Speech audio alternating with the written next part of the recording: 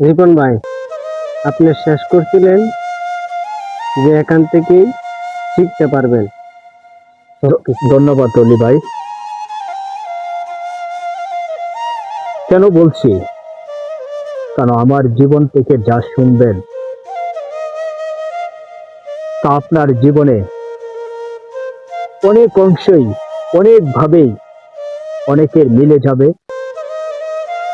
আবার সামনে হয়তো অনেকের এই কষ্টগুলো এই সমস্যাগুলো ফেস করতে হইতে পারে, সেই জন্য আগাম প্রস্তুতি নিয়েও রাখতে পারবেন। আমি গল্প শুরু করছি। আমার বাবা মার একমাত্র সন্তান আমি ছিলাম। আমার বাড়ি টিকুরিয়া, গৌরীপুর উপজেলাধীন ময়লাকান্দা ইউনিয়নের টিকুরিয়া গ্রামের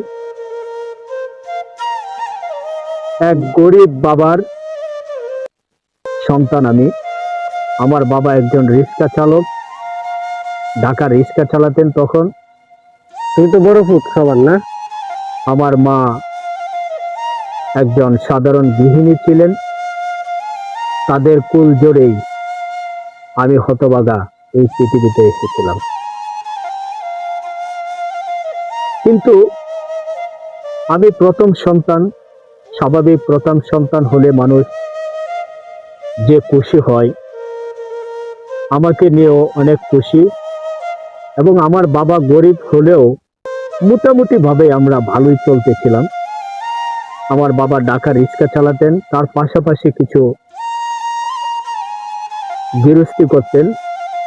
কিছু জমি ছিল, ধানের জমি ছিল, চাষের জমি ছিল, তা চাষাবাদ করতেন। আলহামদুলিল্লাহ আমাদের পরিবারটা, সংসারটা খুব ভালোই আল্লাহর দয়ায় চলতেছিল। আমাকে নিয়েও আমার বাবা মা অনেক হ্যাপি ছিলেন, অনেক খুশি ছিলেন এবং মনে মনে অনেক স্বপ্ন আঁকতেছিলেন। হ্যাঁ,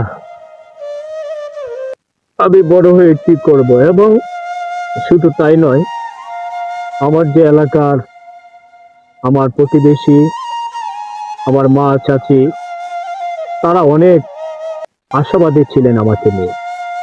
তাদের মুখ থেকে আমি শুনেছি যে ছোটবেলা আমি অনেক মনে ছিলাম। কেউ যদি আমাকে কোনো কিছু বলতো আমি কখনোই না বলতাম না। মানুষের প্রতি মায়াদারি ছিল আমার, মায়া ছিল আমার। যে যেটা বলতো সেটাই করতাম। একজন যদি একটা কাজ হুকুম দিত, আমি সাথে সাথে সেটা করার চেষ্টা করতাম। এই জন্য সবাই বলতো এই ছেলেটা বড় হয়ে একটা কিছু হবে।